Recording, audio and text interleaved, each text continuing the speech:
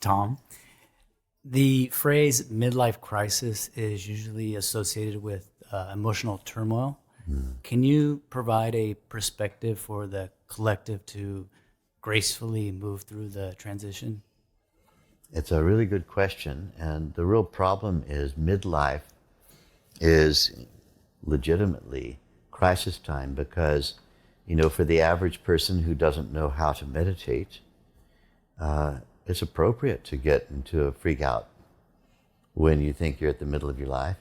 And another problem is longevity is so poor that people are having midlife crisis when they're 28 because they doubled 28 in their mind, and it appears that they're only going to be living a relatively short time.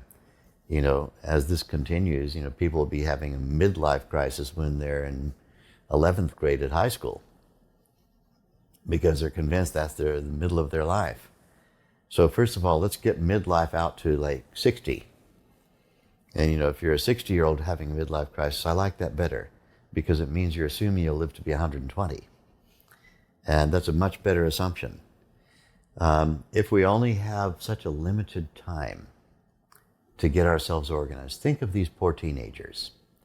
Once upon a time in America, and there are other countries that have done this differently, I'll acknowledge that, but in America, you couldn't vote until you were 21. In my lifetime, you couldn't vote till you were 21. You couldn't poison yourself with alcohol till you were 21. You couldn't join the army until you were 21.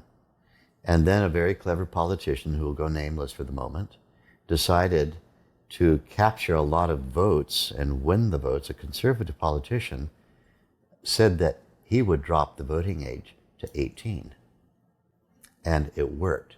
Millions of teenagers voted for this person, who then became the head of state. Then came a new set of anxieties and expectations. Because think of this. If you're a 15-year-old and you're in high school and there's a countdown going on, I have 3 years before I could be tried as an adult if I committed a crime. I have 3 years before I could join an army and go off and fight and kill people in a military force. I have 3 years in which time to become an adult. And I live in my parents' home, and they're telling me what to do, what to eat for lunch, and to do my homework. And I only have 3 years before I have to prove myself as a fully fledged adult. It's panic time. And it's very cruel what we've done to children, I think. The age of majority shifting from 21 to 18. It's just like we moved the first crisis of life down to 18. That's the first crisis. I'm about to turn 18.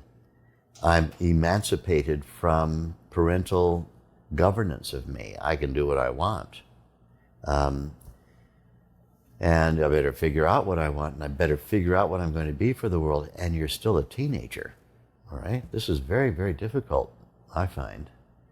And children very often will have to try to create a difficult home environment for themselves because they don't want the pain when they leave home at the age of 18.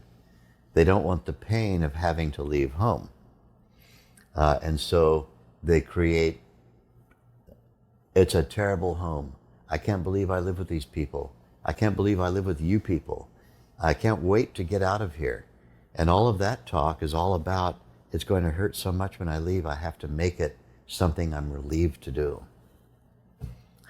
And, it's first crisis. Then the next few crises, each time someone transitions from one decade to the next, it becomes clear how little you know.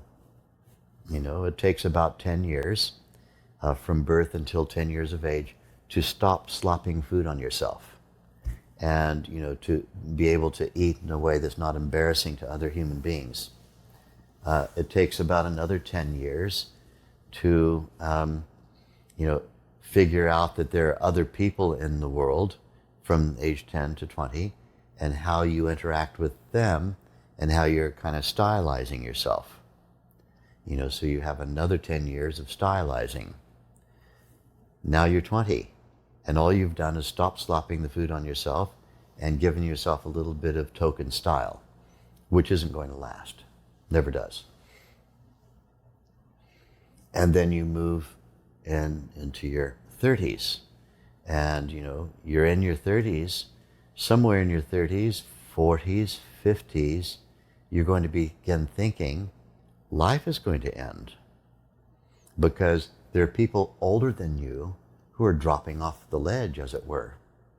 Bodies have died. People you know have started dropping their bodies. And you begin thinking, what's my life going to have been about? When in just these decades have gone so fast, here I am in my 30s, 40s, 50s, and have I fulfilled all my desires? No. Better start fulfilling desires. Better get some me time in here. Better, engage in all kinds of stuff that I never engaged in before. I've been giving to everybody all the time, and now it's time for me, and I'm going to do my thing. And usually it turns into a mess. And this is the so-called midlife crisis. And, I can look at this, and I hear about it all the time because I see people professionally on a regular basis for mentoring. And, I hear about it constantly. It's a time that the crisis of it can be avoided by one simple thing, learning and practicing Vedic meditation. When you ground yourself in the bliss of being and you're living that every day, you're living that all the time, and unfolding from that an elegant philosophy of life and living, an elegant philosophy of what is all this about, this universe, and where's my role in it, what's my place in it, an elegant and testable. You can test the philosophy and it works. It's functional. It's not just a kind of, philosophical idea that, you can hold in your mind, but when you walk outside in the street, it doesn't work. It's testable.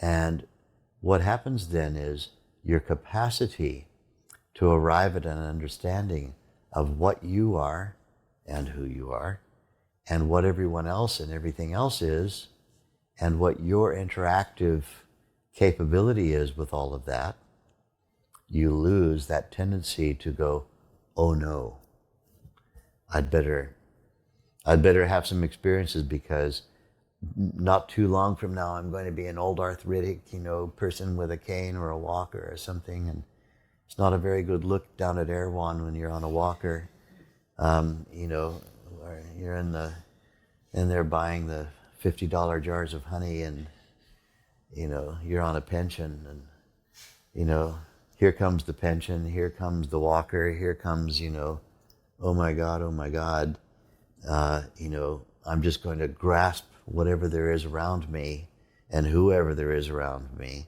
and live my life on my terms for a period of time. And then of course, social irrelevance. We're not able anymore to make ourselves relevant socially, and that's a crisis. It's a crisis for the person, it's a crisis for the family, it's a crisis for the society to whom you've become irrelevant. And there's always a crash at the end of it. And so we don't need to wait for a crash in order to learn sustainable knowledge. We need to become wise people. We didn't hear about any great wise master having a midlife crisis.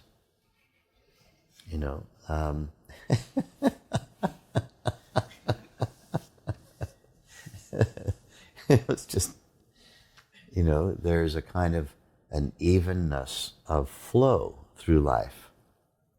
And that evenness of flow is the characteristic of the acquisition of wisdom. Evenness of flow.